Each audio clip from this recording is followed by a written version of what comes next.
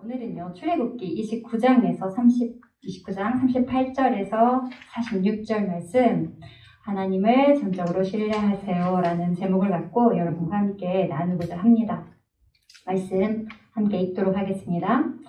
내가 제단 위에 드릴 것은 이러하니라. 매일 1년 된 어린 양 2마리니 한 어린 양은 아침에 드리고 한 어린 양은 저녁 때 드릴지며 한 어린 양에 고운 밀가루 10분의 1 에바와 찌은 기름 4분의 1 흰을 더하고 또 전제로 포도주 4분의 1을 흰을 더할지며 한 어린 양은 저녁 때에 드리되 아침에 한 것처럼 소제와 전제를 그것과 함께 드려 향기로운 냄새가 되게 하여 여호와께 화제로 삼을지니 이는 너희가 대대로 여호와 앞 회막문에서 늘 드릴 번제라.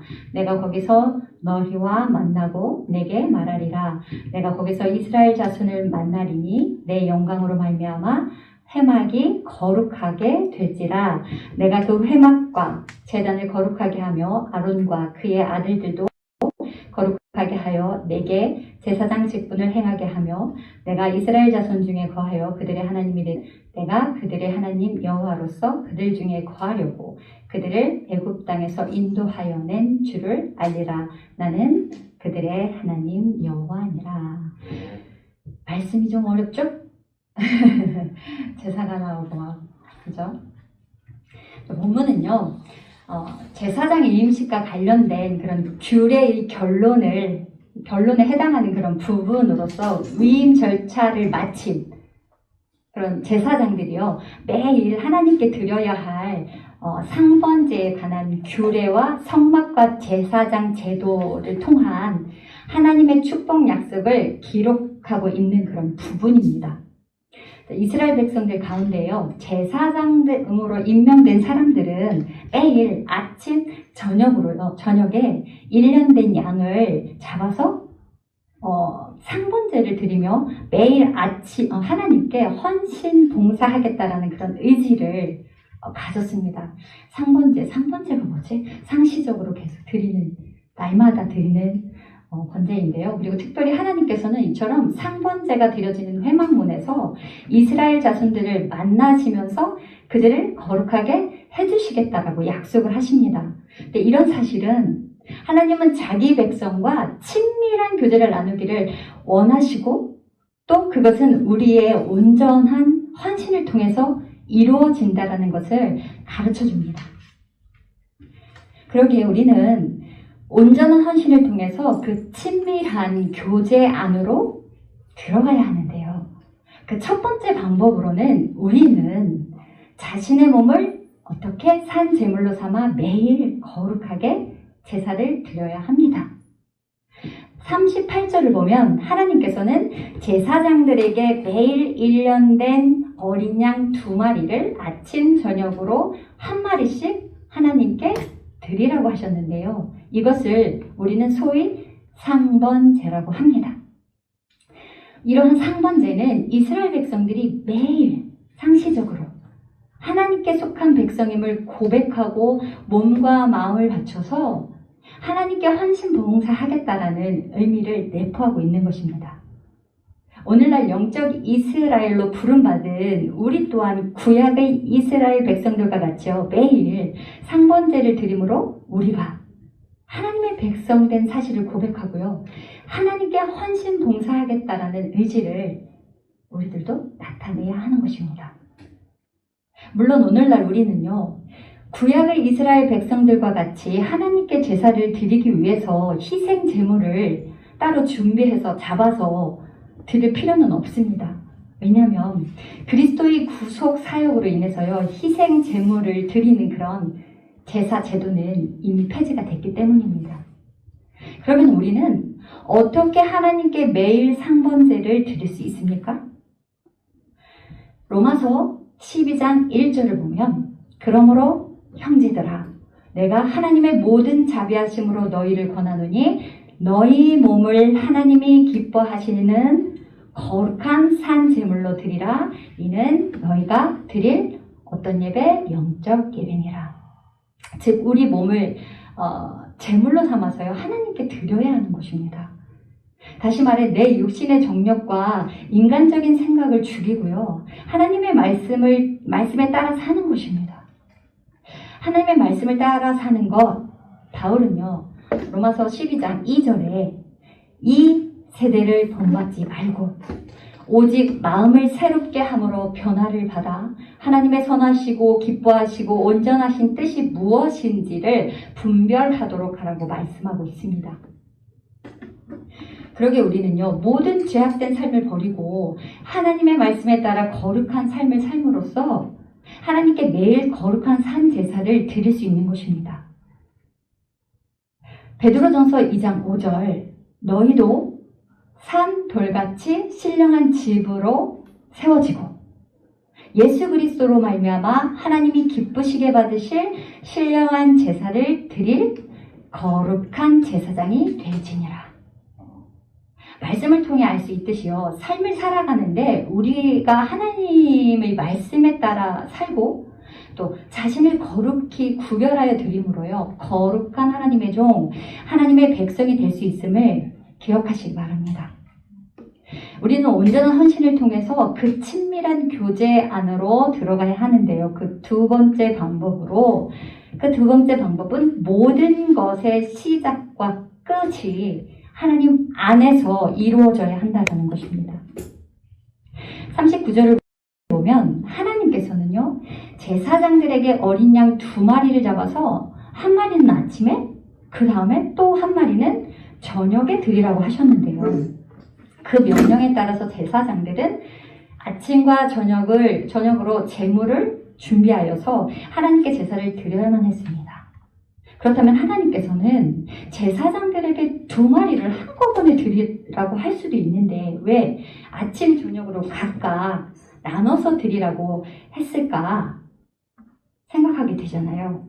그것은 당신의 백성들로 하여금 하루의 시작인 아침부터 저녁까지 항상 하나님 안에 머물며 그 안에서 모든 것을 생각하고 행동하도록 하시기 위함입니다.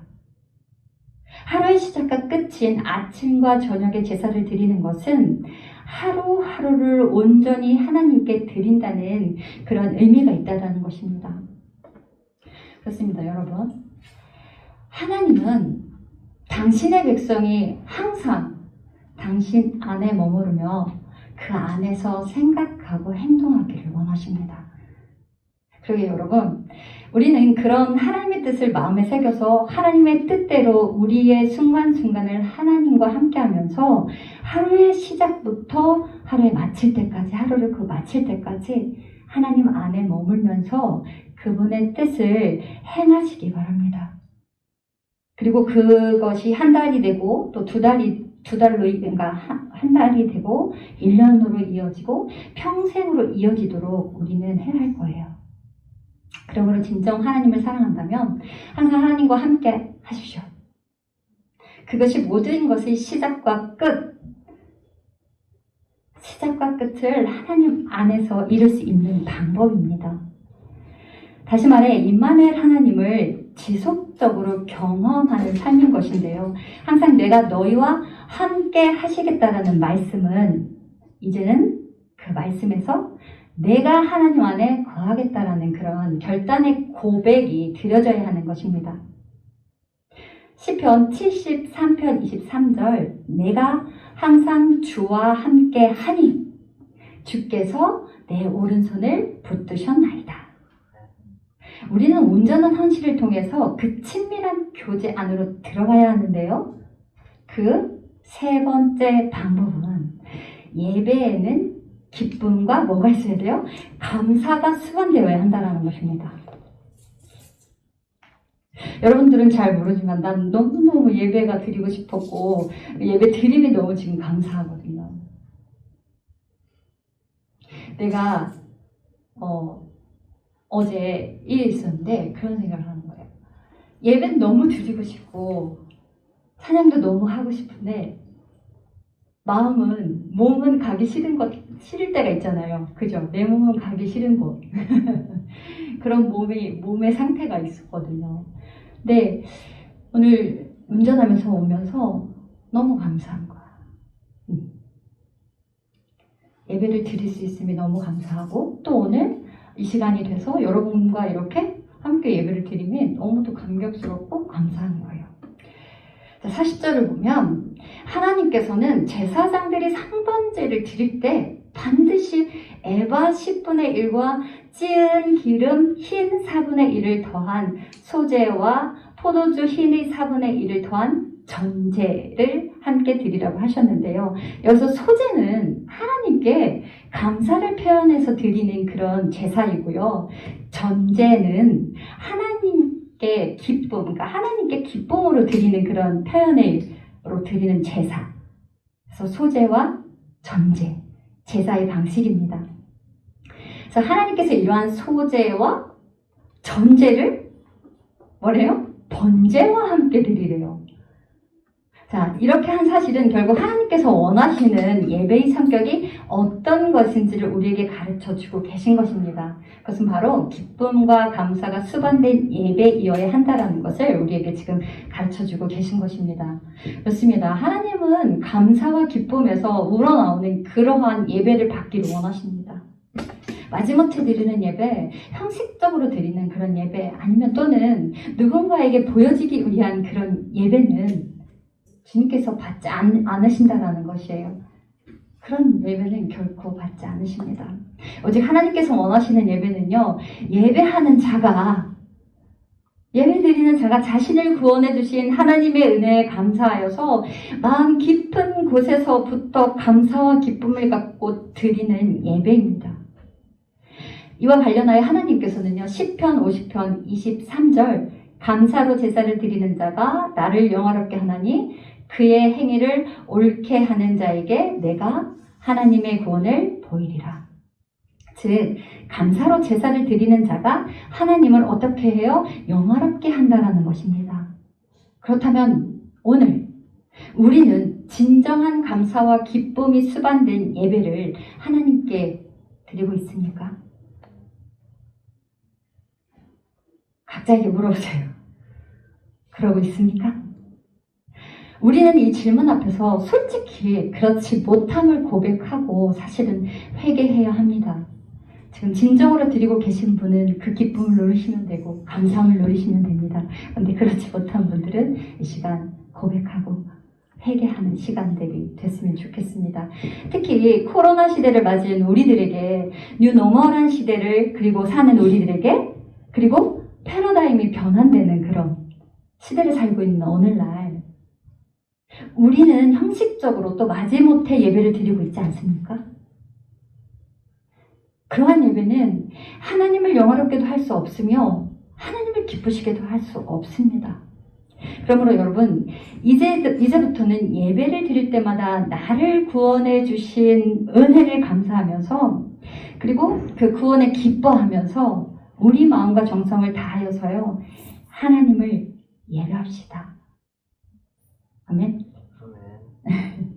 시편 100편 4절을 보면 감사함으로 그 문에 들어가며 찬송으로 그 궁정에 들어가서 그에게 감사하며 그 이름을 송축할지어다. 아멘.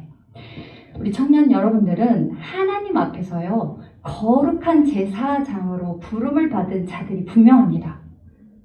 이것은 내가 잘나서 된 것도 아니고요. 어떤 자격 조건을 갖추었기 때문에 주어진 것도 아닙니다. 이건 전적으로요. 하나님의 은혜입니다. 이제 우리가 하나님의 은혜로 거룩한 제사장의 반열에 서게 되었다면 우리는 마땅히 우리를 세우신 하나님의 뜻을 온전히 이루어 드려야 하는 것입니다. 그것이 무엇입니까?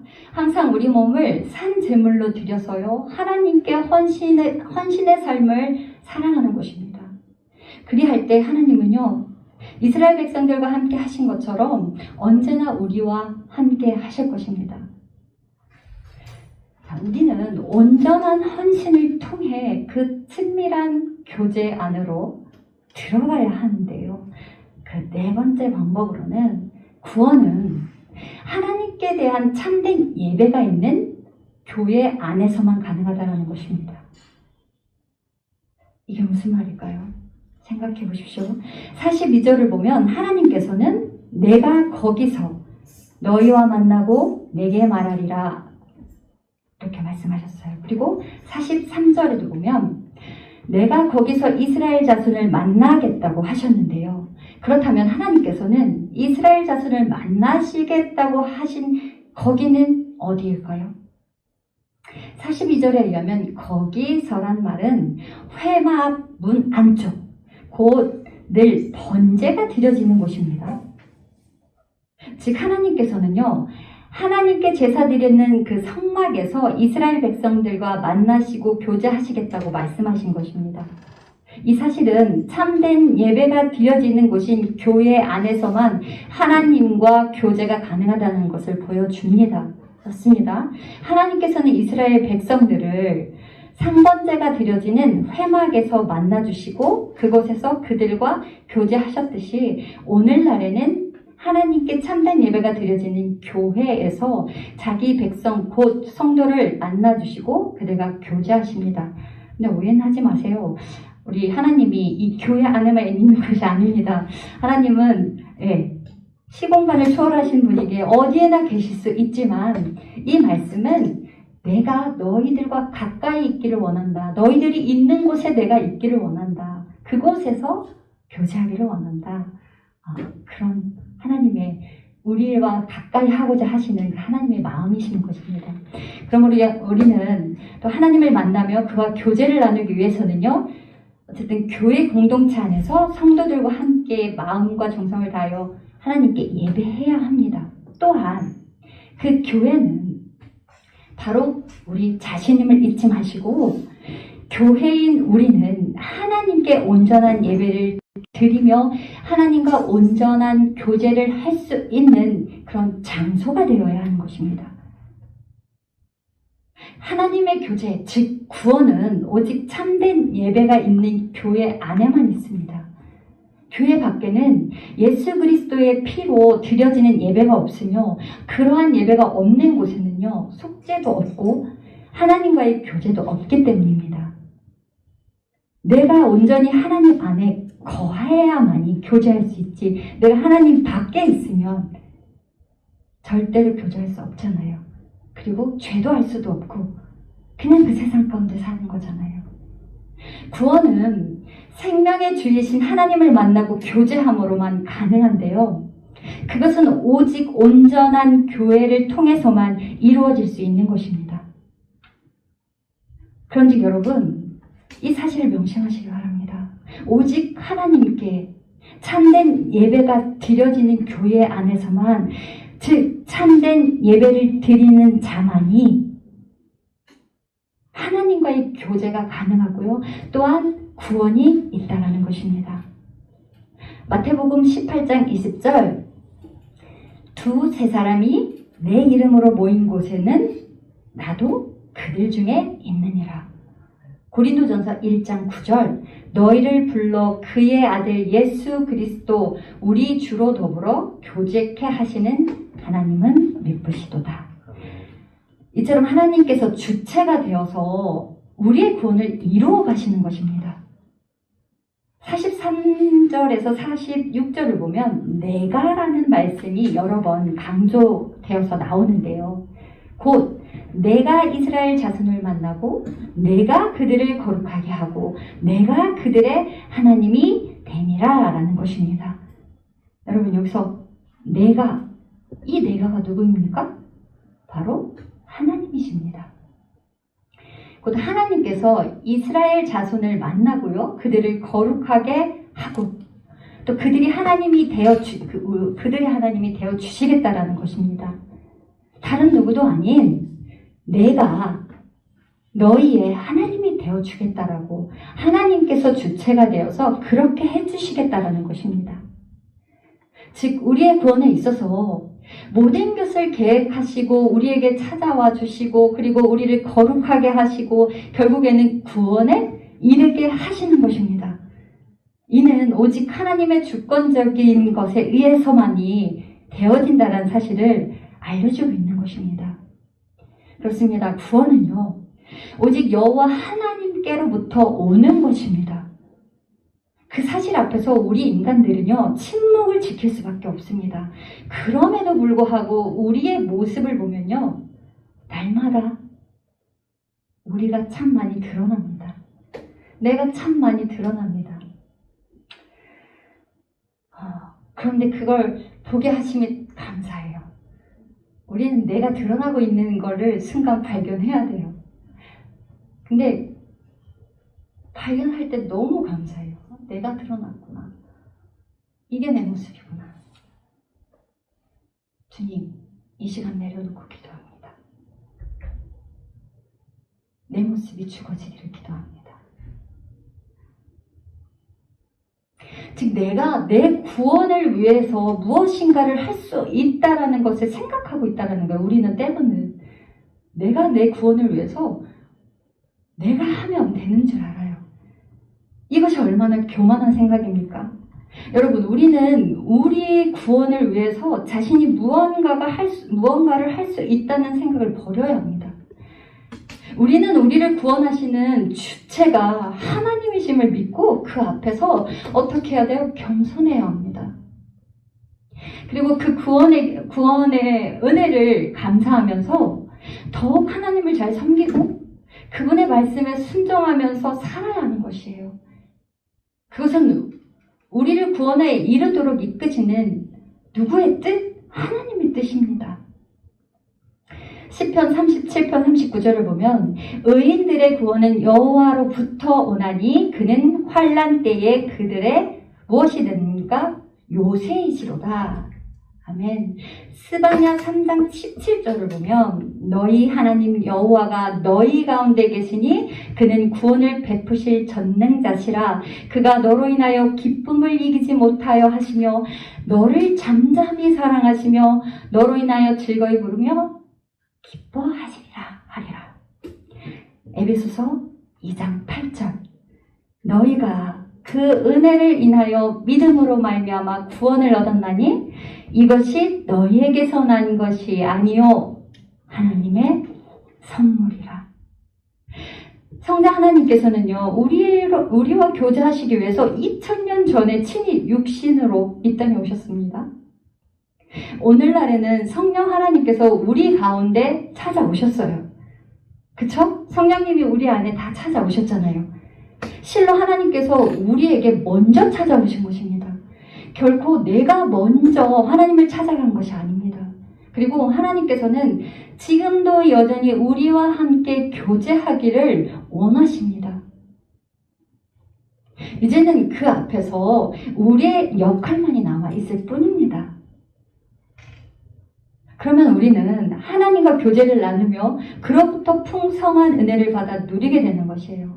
우리가 그렇게 하나님이 먼저 우리에게 손 내미셨을 때 우리가 하나님 안으로 들어가고 하나님을 사모하고 하나님을 따라서 기뻐하고 감사하고 이와 관련해서 주님께서는 요한계시록 3장 20절 볼지어다 내가 문 밖에 서서 두드리노니 누구든지 내 음성을 듣고 문을 열면 내가 그에게로 들어가 그와 더불어 먹고 그는 나로 더불어 먹으리라 하셨어요. 또 야고보서 4장 8절 하나님을 우리 더불어 먹으라고 하셨고 또 이제 우리에게 찾아오신 하나님을 온전히 우리가 신뢰하고 또 하나님을 온전히 영접함으로써 하나님을 끊임없이 생명의 교제를 나누시기를 원하시는데요. 우리와 함께 야고보서 4장 8절을 보시면 하나님을 어떻게 하라? 가까이 하라. 그리하면 너희를 어떻게 하시라? 가까이 하시리라. 죄인들아 손을 깨끗이 하라.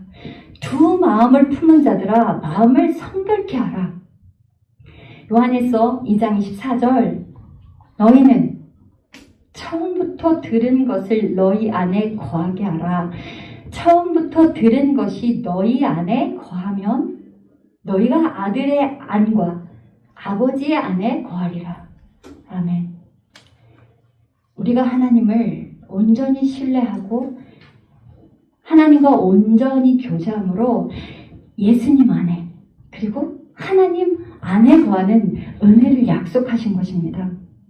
여러분, 우리가 이 큰 은혜를 누림으로요, 온전한 기쁨으로 살아가기를 기도합니다.